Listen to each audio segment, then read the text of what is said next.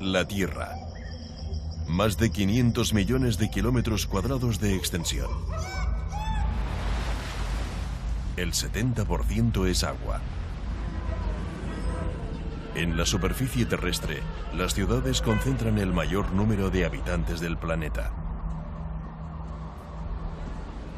En sus calles y avenidas deambulan millones de personas, inmersas en el delirante y frenético ritmo urbano, abrazados por edificaciones que reflejan nuestra historia, nuestro pasado. Casi 200 países soberanos dibujan fronteras en un mapa efímero, donde lo rural queda relegado a un segundo plano.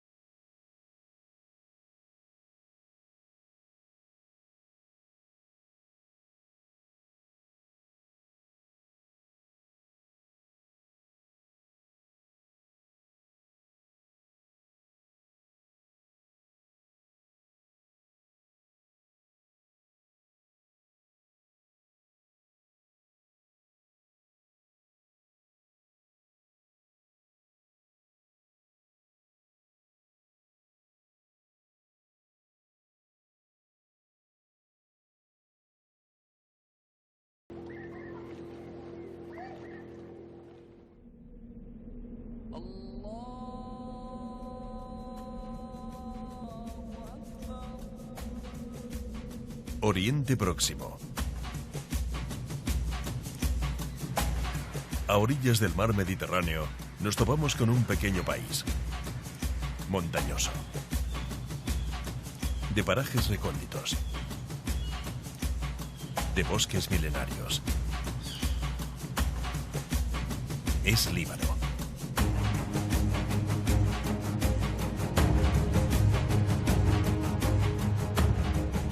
Dos grandes cordilleras dominan la orografía de este país: Monte Líbano y Antilíbano.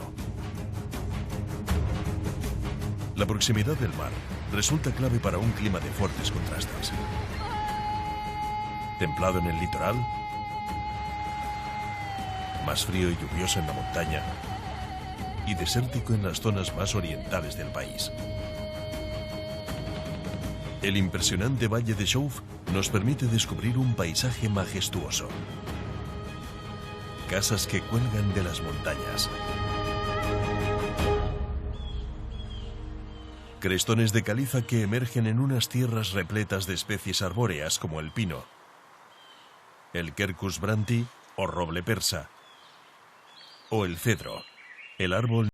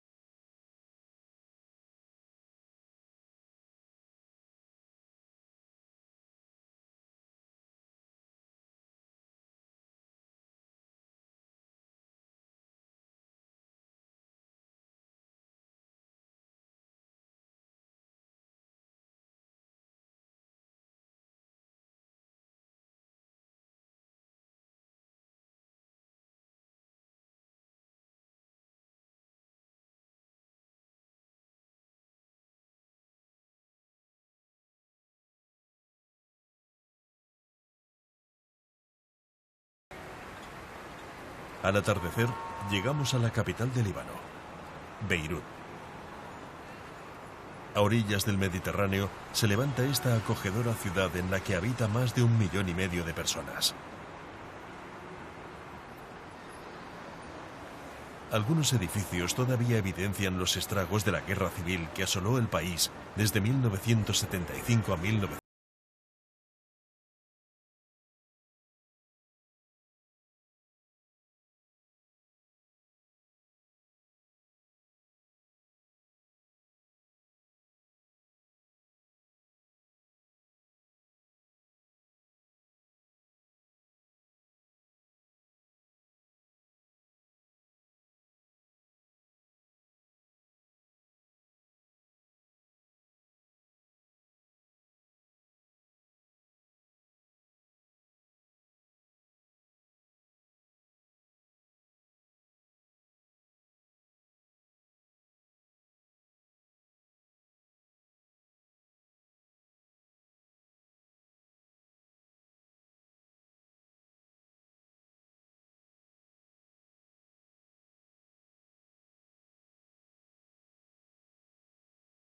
Comino, canela, pimienta blanca, pimienta negra, laurel y granos de pimienta dulce son algunas de ellas. También otros ingredientes como los piñones, la cebolla, el zumo de limón o el arroz. Antes de que las cebollas se frían y cojan un color marrón, hay que meter ya el arroz. Como veis, este cereal, conocido como oriza sativa, es muy usado en todo el mundo. Mirad qué buena pinta. Es delicioso. Comino. Es muy importante mezclar bien las especias. La gastronomía libanesa, con una base árabe e importantes influencias europeas, es una de las más apreciadas en Oriente Próximo. En la cocina libanesa se trabaja con las especias. Usamos carne, por ejemplo el cordero, muchas veces acompañado de arroz, como el americano. Ya tenemos el caldo de cebolla y pescado que hemos preparado antes. Delicioso. Nuestro cocinero sigue moviendo el arroz para mezclar bien las especias. Es fundamental que los sabores estén bien equilibrados. Voy a echar ahora el caldo para mezclarlo con el arroz. Lo movemos bien para mezclarlo con la cebolla. Farhad cuece una pasta de pescado y elabora el fumet. Vierte ambos preparados en una olla que deja durante 10 minutos al fuego. Mientras tanto, se ocupa de la lubina. Este pescado es lubina. Es una especie local que pescamos aquí en el Líbano. Lo vamos a marinar de forma muy sencilla. Sal, pimienta blanca y un poquito de comino para alegrar el plato. Y ahora hacemos un poco de magia. Este pescado blanco, propio del Mediterráneo, pero también del Océano Atlántico, es uno de los más utilizados en la cocina libanesa por su sabor sutil y refinado. Ahora metemos el pescado 8 minutos en el horno. Han transcurrido 10 minutos y el arroz tiene el punto de cocción ideal. Finalmente, el chef rellena el pescado con el arroz a base de especias y lo acompaña con la salsa sayadieh, elaborada con espinazo de lubina tostado al horno. ¡Buen apetito! Después de la cena, las suaves temperaturas de Beirut invitan a disfrutar de la noche.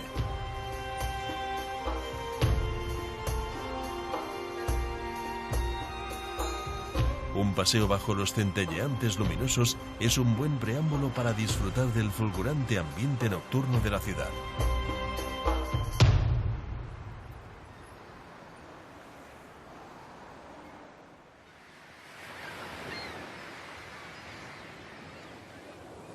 Con el amanecer, proseguimos nuestro viaje siguiendo la costa hacia el norte.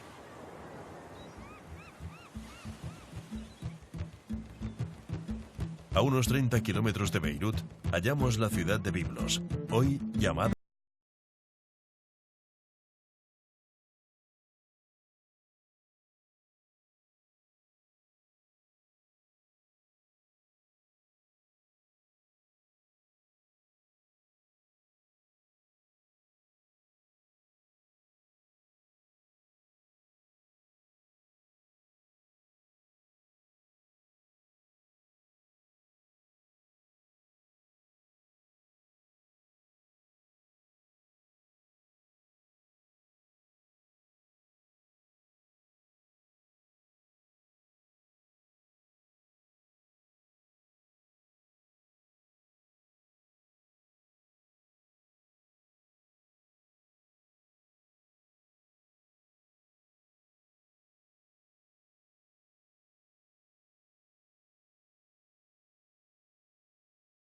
Byblos es una de las ciudades más antiguas del mundo que siempre ha estado habitada.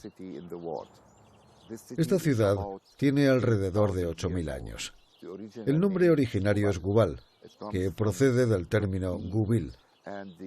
Los griegos la llamaron papyrus, como el papiro usado para las manifestaciones literarias de antaño. El papiro fue fundamental para la ciudad. Byblos logró el control comercial y la distribución de estas láminas, que alcanzaron un gran auge con el desarrollo de la escritura. En el yacimiento se mezclan las ruinas de las distintas civilizaciones que ocuparon la ciudad. En este yacimiento aún podemos observar restos del templo de Bajalat, el templo de Il y la fuente del agua. La estratégica situación geográfica de Byblos también la convirtió en un importante punto de control durante las cruzadas. Lo que vemos detrás de mí es el castillo de los cruzados. Fue construido en el siglo XI. Se levantó justo encima del castillo de los fatimíes. Además, usaron piedras de los restos romanos que quedaban. De ahí que el teatro no podamos contemplarlo en toda su grandiosidad. También se usaron columnas que cortaban en 3 partes para utilizarlas en la edificación del castillo.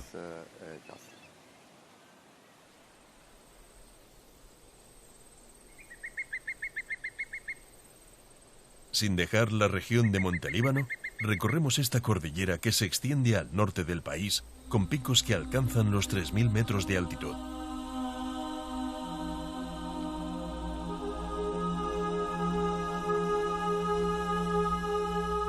Las formaciones montañosas van dejando a su paso profundos valles, que ocultan abrigos y cavidades, algunas con decenas de kilómetros.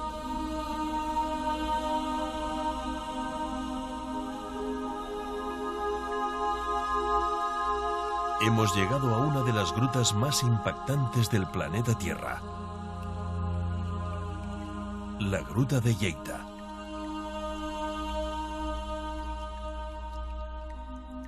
La filtración del agua y la erosión en la caliza han formado profundas gargantas subterráneas.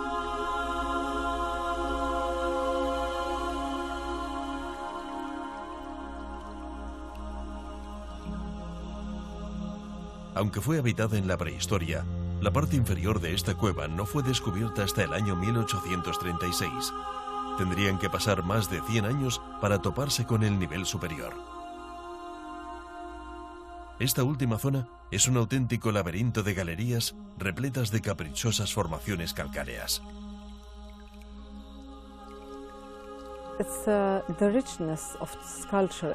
En esta cueva puedes ver multitud de esculturas de muchísimas formas que no verás en ninguna cueva del mundo. Por eso se dice que es la gruta más bonita del planeta.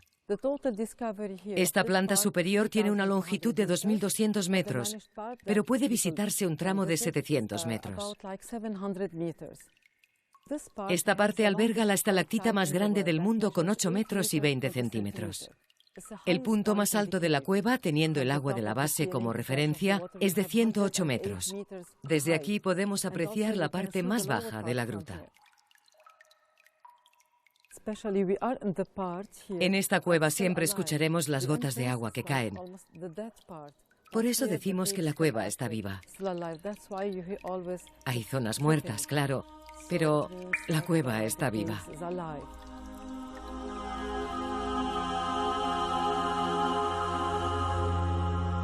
Durante millones de años, la disolución de la piedra caliza ha ido creando estas inmensas cavidades y sorprendentes formaciones. Esta gruta era un río subterráneo. A lo largo de los siglos, el nivel del agua fue descendiendo. La corriente iba erosionando poco a poco este tubo subterráneo. El agua que se filtraba, también a través de la montaña, traía y trae cal u otros sedimentos y ha ido creando estas formas, estas esculturas que podéis ver. Los espeleotemas más usuales son las estalagmitas, que se forman en el suelo por la deposición del carbonato cálcico, y las estalactitas, que cuelgan del techo. Cuando ambas se juntan, hablamos de columnas.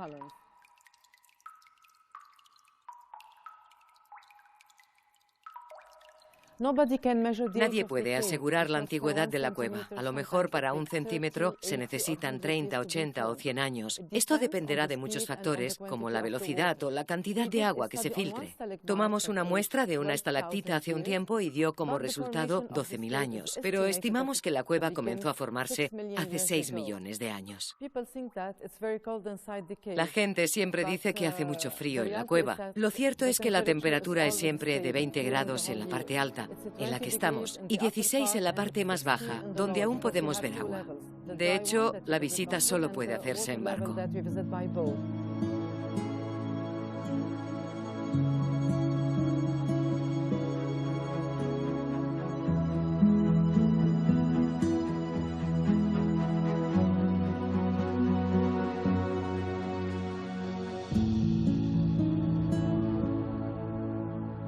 Desde el nivel más alto, descendemos para iniciar un recorrido mágico por la gruta inferior. El trayecto solo se puede realizar en bote, lo que confiere a nuestra aventura un mayor encanto.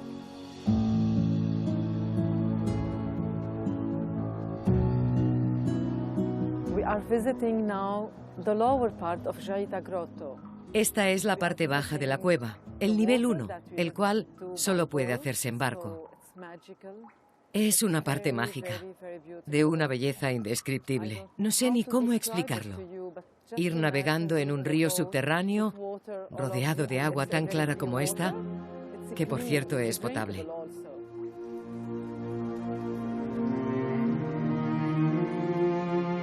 Los espeleotemas dibujan majestuosas formas en la gruta.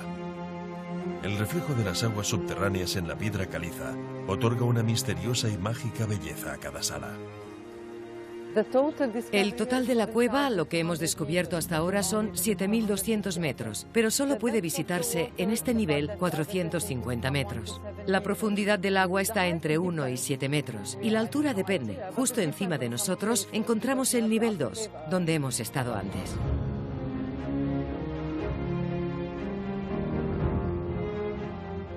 Esta recóndita gruta puede considerarse uno de los lugares más hermosos del planeta.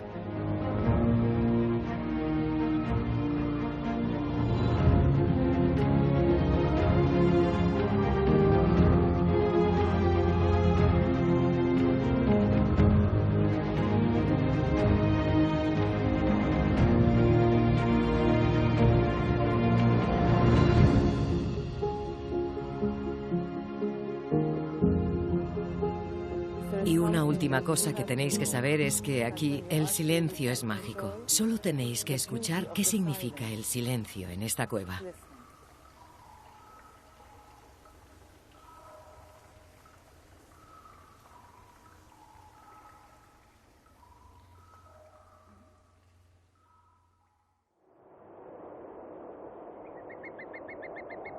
Desde las entrañas de la Tierra volvemos a la superficie para dirigirnos hacia el este.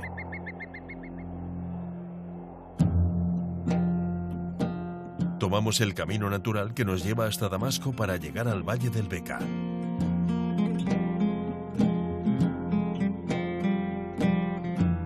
A tan solo 10 kilómetros de la frontera con Siria se encuentra Baalbek, el yacimiento arqueológico más importante de Oriente Próximo.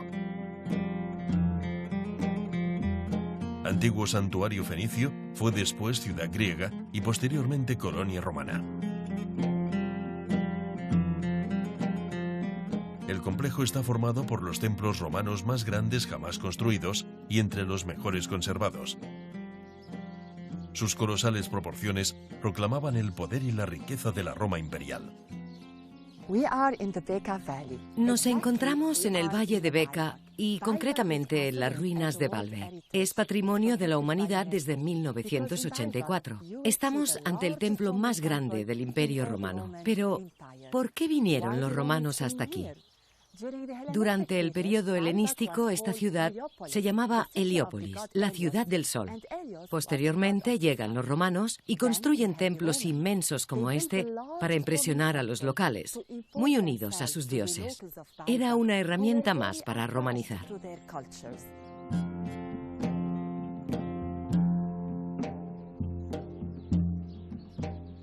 El templo está dividido en varias partes. Hemos entrado por el propileo. Luego accedemos hacia el patio central, que tiene forma de hexágono. Es un lugar característico porque la forma hexagonal no es en absoluto de tradición romana. Es una estrella de Oriente. Era una expresión arquitectónica muy recurrente en estas latitudes.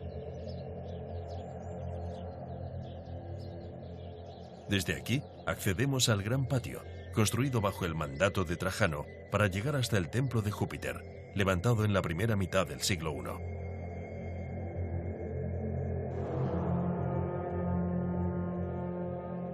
El otro gran templo de Baalbek es el dedicado al dios Baco, construido sobre un magnífico podio de 5 metros de altura.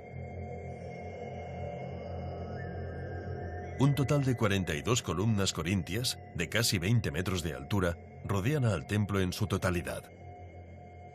Behind me, you can see Bacchus Temple. Detrás de mí veis el templo de Baco, que fue construido en el siglo II después de Cristo. Lo cierto es que se encuentra en un estado fantástico de conservación, y esto es así porque unos arqueólogos alemanes excavaron aquí a principios del siglo XIX. El Kaiser alemán Wilhelm II quedó fascinado en una visita y apoyó esta excavación con entusiasmo. Hoy día vienen muchos especialistas hasta este templo. La importancia de la ciudad de Baalbek no es por su magnitud, no solo por sus enormes bloques, por las impresionantes columnas, las pesadas piedras. Es porque en un mismo lugar se dan dos culturas diferentes, la local, los fenicios, y la romana. Esta es la singularidad de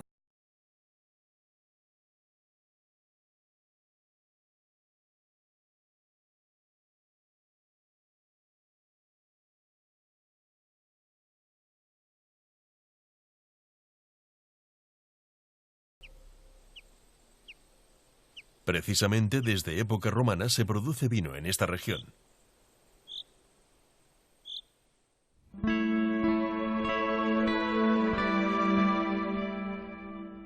En el siglo XIX fueron descubiertos estos milenarios pasadizos creados por los romanos a partir de una gruta natural.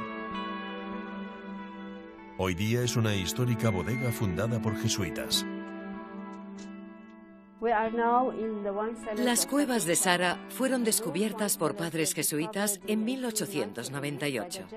Los religiosos llegaron al valle y se toparon con estos pasadizos que son un auténtico laberinto. Son de época romana, pero no se tiene certeza del uso que se le daban. Hablan de que fueron catacumbas. Otros especialistas sostienen que fue refugio de cristianos, quizá mazmorras.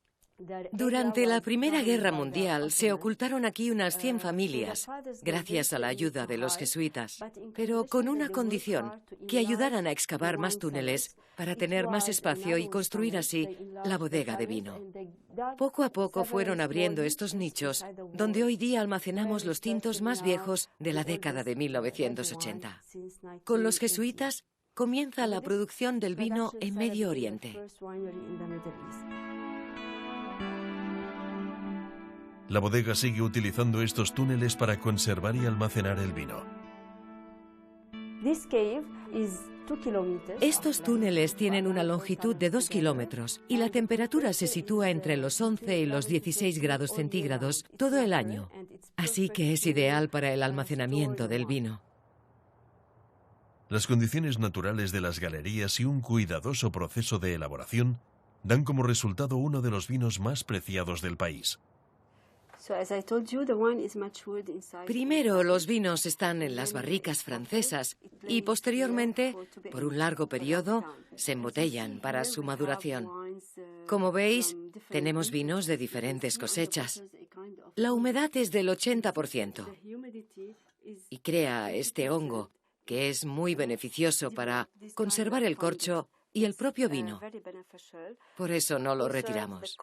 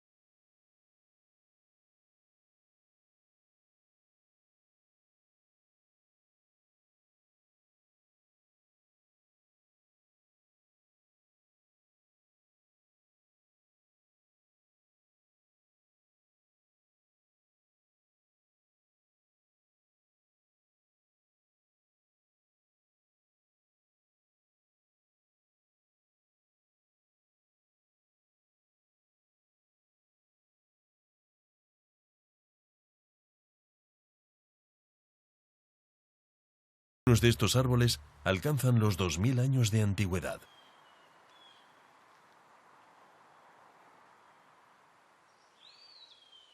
Desde la reserva continuamos nuestro viaje para llegar al Valle de Kadisha, patrimonio de la humanidad desde 1998 por su importancia geológica.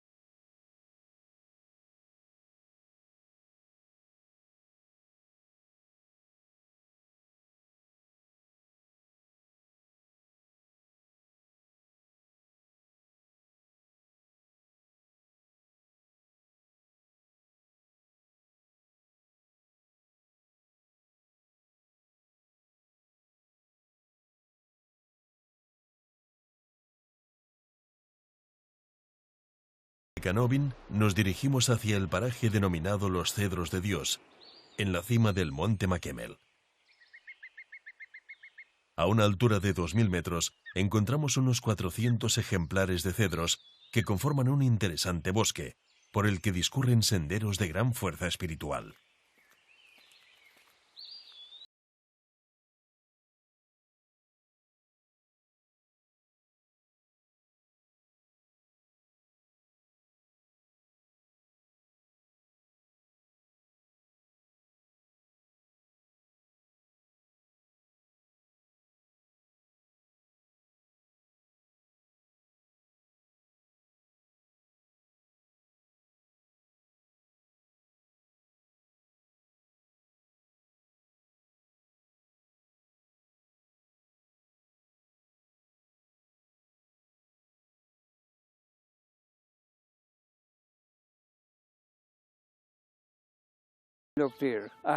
Estamos en el pueblo de Cedro, llamado así por este fantástico bosque. Tengo 90 años y he vivido aquí durante los últimos 25 años. Al principio, cuando llegué, no teníamos nada. Había 2 pequeños hoteles. En 1943 conseguimos la independencia de Francia gracias a Charles de Gaulle. Que Dios le bendiga. El padre de todos los libaneses es Fouad Chahab. Y precisamente el cedro es el símbolo de nuestra bandera. El cedro, auténtico símbolo del Líbano, siempre ha estado muy ligado a la religión. No en vano es nombrado más de 100 veces en la Biblia. Las ramas de los cedros hablan del amor y del desafío. Soy el Dios, el justo. Los cedros vieron cortar muchos cuellos. Mucho tiempo pasó de aquel día adusto. Entre los cedros y Dios, la distancia es muy corta y el perdón exhorta a la paz de los hombres. Las águilas se refugian aquí. Su pelaje se torna blanco y añil. El río Kadisha con sus lágrimas las almas vio partir. Es una poesía que habla de los años de estos árboles, de las guerras que han visto, de la sangre derramada. Y ellos aquí siguen.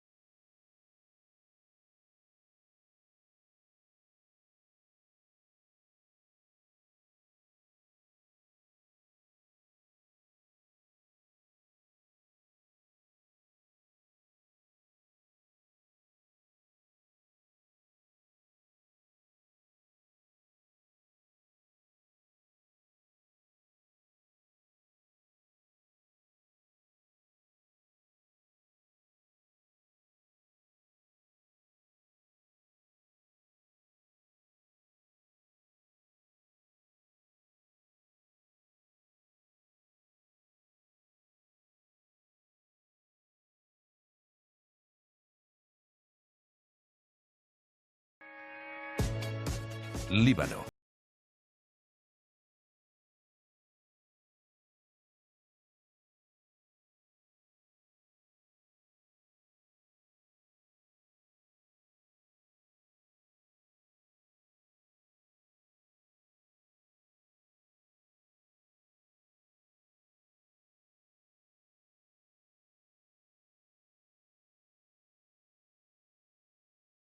Valles y montañas, donde tú, solo tú, te sumerges en lo más recóndito de la naturaleza.